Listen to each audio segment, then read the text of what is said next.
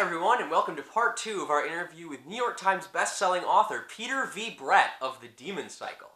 For those of you who are just tuning in, on Monday we conducted our first author interview ever with Mr. Brett. If you haven't seen that yet, click on the link, which is either below or above if I've figured out how to do that yet. Watch that and then come back, and stick around to the end of the video to find out about signed book giveaways and how you can win one. Without further ado, here is the second half of the interview with Peter V. Brett.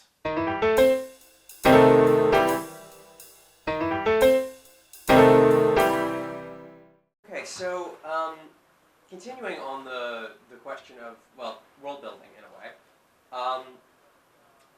Book 2 takes some surprising directions from Book 1, and there were a couple that I found really interesting. The Mother of Demons, for one thing, is not mentioned in Book 1 as far as I can remember, and shows up really early in Book 2. And then the Warded Man seems to be setting up a romance between Arlen and Leisha, and then instead Arlen ends up marrying Rena. So was the Mother of Demons always supposed to be the source of the Corlings? Was Rena always intended to come back, or did those come in as later developments in the writing? Very good questions. And so the Mother of Demons is not mentioned. Like certainly when I first created, like when I first wrote that short story at the beginning, I hadn't planned out all the Mother of Demons stuff. But like by the time the first novel was done, I knew exactly where everything was going. So at that point I knew, but the way the world is set up, for the Pheasants at least, all of the great libraries have been destroyed. So much of their history is lost. They don't know anything about the demons. They don't know anything about the core. What they know is, ale stories that have been sort of blown out of proportion and are mostly made up. And because of that, a lot of the knowledge that people have about the demons is either like from practical experience or practically folklore. Like the demon kills you and it eats your soul, and then you don't get to go to heaven. Or like if you're buried in the ground and the demons rise up through it, then your soul is cursed, and like all that stuff is just nonsense that people made up. Whereas the Crasians have a history that dates back to the first Demon War. That a lot of their records are intact, so they know they haven't lost as much, but they've also tied a lot of that information up in religion. And so when you read like the prose in their holy book that talks about the Mother of Demons, and then as opposed to seeing it when it happened, when you get more of that information directly in the series, they're very different because it hasn't been tied up in thousands of years of religion and editing of sacred texts. And then with regards to Leisha and Rena, that again was something, I planned that right from the start. So Arlen encounters Rena first in The Warded Man, and they have this little kiss in the hayloft, and like I knew then and there exactly what Rena's story was going to be like, exactly what Arlen's story was going to be like, and how they would eventually intersect. But it's 15 years before they run into each other again, and people date in that time. Like sometimes it doesn't work out. And so that's kind of how that was always meant to be. Arlen and Leisha were always meant to be more Jerry and Elaine and Ross and Rachel, if that makes sense. It does. It does. That's if anyone's watching who doesn't get that, that's Seinfeld and Friends. Old people references. Not that old. Yeah. I mean, I grew up on it. So your style, your writing style, seems particularly literary, and there's a lot of symbolism about violence, the transformation of characters, as well as the conflation of barriers with physical and mental purity, and how only the damage can really survive outside the boards. So you mentioned that you studied 18th century English literature. Were you inspired in any way by the books you studied? And if so, what were your particular inspirations? I'm going to be straight with you. I was not really inspired by 18th century literature. I was inspired by like reading 1,000 Dragonlance books and 1,000 Forgotten Realms books and Wheel of Time and Tolkien and Terry Brooks and George R. R. Martin and Celia Friedman and like I always read fantasy books for pleasure. I read a ton of them. I studied English literature like literary literature because that's what was offered in college. There was no fantasy novel course because I would have taken the shit out of that if I could have. Oh God, I actually I took a couple of courses on fairy tales for that exact reason. Yeah, I mean, like so I did what I could. Like I took a lot of mythology courses. I read like the Bible as literature. I read like a lot of like Greek mythology and I studied Middle English and Old English. To I got that. I scratched that itch wherever I could in the English program at University of Buffalo, but they didn't have a lot of really sort of modern options. So I certainly don't think that the Beggar's Opera or whatever was what inspired me with the Demon Cycle. I certainly had a lot of things I wanted to talk about. Things about religion, things about gender relations, things about society, things about politics and relationships. So like I had all of these concepts that I wanted to explore in the books, and I tried to work them in a way that I as the author am not hitting you over the head with what's right or what's wrong. I'm just sort of creating situations that leave people to think. More of a lesson plan than a soapbox. Yeah, and so each book I think has its own theme. The first book is mostly about fear. It's about the exploration of what is it like to live in this world where everyone is terrified all the time because there's a very good chance when the sun sets you're going to get eaten by a demon. And how does that affect you? How does that affect the way you treat other people? How does that color every aspect of your life? And then the second book, I took kind of a hard right turn and said, all right, we have this very comfortable Western fantasy culture that we've explored in this first book. Now we're going to go to a culture that's extremely different and see how they deal with all of the same problems and all of the same world-building concerns, but from a completely different cultural angle.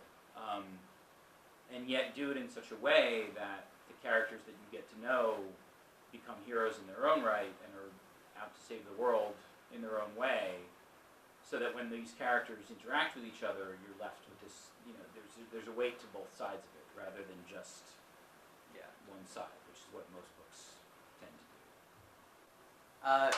So the last written question on my list. What advice do you have for aspiring fantasy writers? What would they need to do to accomplish what you've accomplished? I mean, the best advice that you can give to a writer is the advice that nobody wants to hear, which is hard work and practice, and that it takes a long time.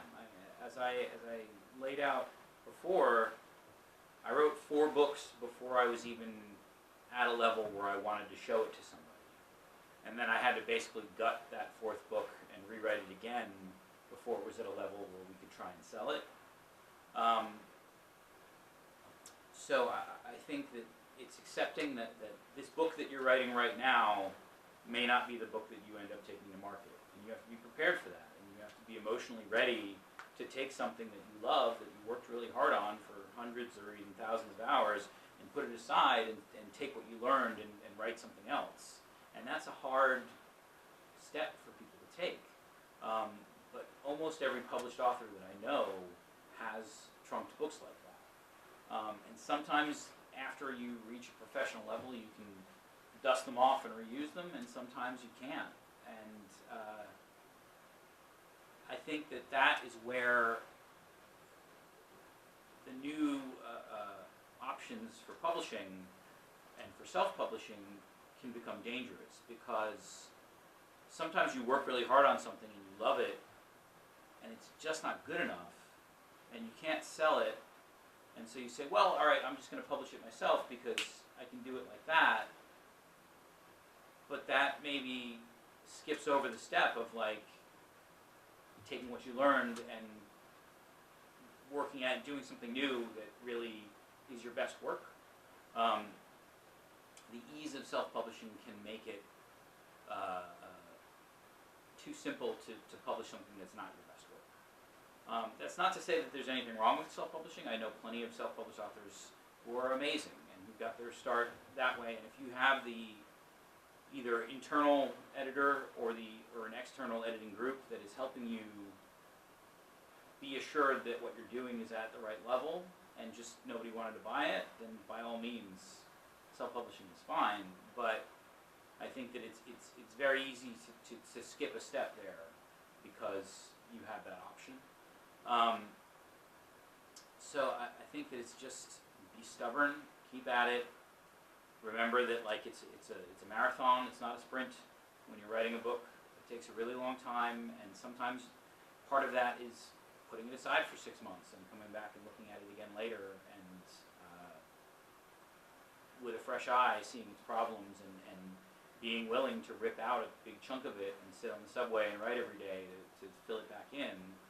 I think that's what got me to a professional level. And I look back at the stuff that I wrote prior to that, and I don't think, like it shouldn't be published. I'm glad it wasn't published. So that's the best advice that I can give. And also, don't worry about looking for an agent. Don't worry about how to get published until your book is done and it's the best thing that you can do. Otherwise, you're just putting the cart before the horse. So, I think we have time for one or two more questions. okay. So here's a probably an easy-ish one. Of the characters from the Demon Cycle, who is your favorite? I mean, it's kind of like saying who's your favorite kid.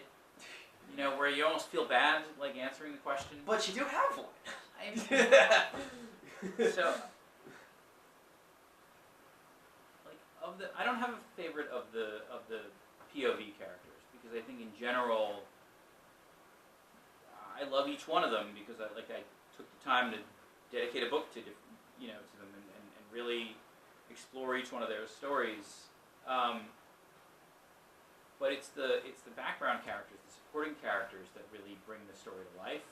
And I think a lot of times that's where the unexpected people you end up falling in love with, like Leisha's mother, Alona Paper, just steals every scene she's in. She's so hateable. She's so hateable, but like the moment she walks into a room, everything is about her. And it changes the dynamic of the whole story every time she walks in. And she's a big player in the grand scheme of things. She doesn't have any magic powers. She doesn't control any armies. You know, like she's just has no filter. And like when she walks into the room, she can cut into the heart of whatever it is that people are dancing around and slap them in the face with it. But it's only because everything is about her. And that just, it's amazingly fun to write and fun to read, and there's other characters like that, like Wanda and Garrett Cutter, who were just, they had their part to play early on, and then there was the big battle in the first book where, like, there was a good chance either one of them might have died in that battle. But then just because they ended up being in the right place at the right time, again and again throughout the series, they became these incredibly lovable characters that people do fan art of them and write and say that's their favorite character, and then really just those are the things that really surprise me and get me excited. But each one of my POV characters, I was in love with while I was writing their storylines. So, sorry to disappoint if you were hoping. No, that's a better answer than I was expecting. aside from the Demon Cycle itself, aside from your own books, what is your favorite fantasy series to read? I have a lot of favorites. I really like Celia Friedman's Coldfire trilogy. The first book, I think, is Dark Sun Rising. That series is amazing. It was a huge inspiration to me. George R. R. Martin's Song of Ice and Fire, I think, really matured my writing style. I think that it showed me that there's a lot of things that you can do in a fantasy novel that I hadn't seen done previously. The guys don't have to win. The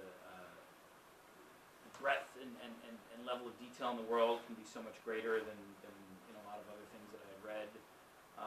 Wheel of Time has that same breadth to it that really makes the world come alive and makes you realize that it's not all about one person. And Wheel of Time, like, for whatever people say, positive or negative about it, like, there's more female characters in that series than just about anything else I've ever read. That is true. And That that's is true. something that I really aspired to as well, is to have a balance between the male characters and the female characters. So I, like, in my series, when you look at the point of view characters, we've got 13 characters. 6 of them are male, 6 of them are female, and 1's a demon. And so I have that balance on purpose because I wanted to explore both sides of things and not just have it be about like 1 or 2 male characters and everyone else is backup. So like that, I grew up reading Terry Brooks. I was a huge Terry Brooks fan when I was younger, and also Forgotten Realms novels, and a little bit Dragonlance, but mostly Forgotten Realms was like my reading heyday. And thousands and thousands of comic books. I have a ridiculously large comic book collection, which you can see some of that influence in my books, I think. Do you have any ideas for another series brewing, or? I do. I'm not allowed to talk about it yet, but if you check out my Twitter feed, sometime in the next 6 weeks, I should be allowed to talk about it. Which we will be linking below, by the way. I'm super excited about it. I have big plans for what I want to do next. I'm just waiting for a couple of behind-the-scenes business things to tie up so that I can talk about it freely. But there's certainly more things to come. And my new series will be something that I think will be a real challenge for me as a writer, but I'm super excited to start talking about it. So That sounds amazing. yeah. Thanks. All right. Sounds amazing, even though I didn't really say anything. It's tantalizing. No. You know, always leave them wanting more, right? So I think we are out of battery and out of time. So it was lovely to see everybody, and I'll be talking about the giveaways in a moment. So thank you everybody for stopping by, and we will see everyone next week. Until then, read good fantasy. Thank you. Thank you everyone for watching. I hope you enjoyed that interview, and I hope that there will be many more to come. So, here's the deal So for those of you who want to know about the giveaways, here's the deal. We have 2 signed paperbacks of Mr. Brett's first book, The Warded Man, and we're going to choose someone to give those out to over the next week. The first contest is on my Twitter feed, so go look there for a chance to win a copy. Additionally, we have 2 signed hardcovers of Mr. Brett's most recent book, The Core, the final book in the Demon Cycle. If you want a chance to win one of those, remember to like, share, and comment on this video. We'll be choosing from among our favorite comments by next Saturday, so be sure to have it in by then. Now that leaves 1 more copy of each book unaccounted for, so watch Mr. Brett's Twitter and the Del Rey site to find out about giveaways for those, which should be announced within the next week. If you like this video, remember to tell us by clicking the like button. If you want to see more videos like this, click on the dragon to subscribe. Watch the first half of this interview here, and keep an eye out for the next 2 giveaways. Thank you all so much for watching. I will be back next week with a book review. Until then, you know the drill. Read good fantasy.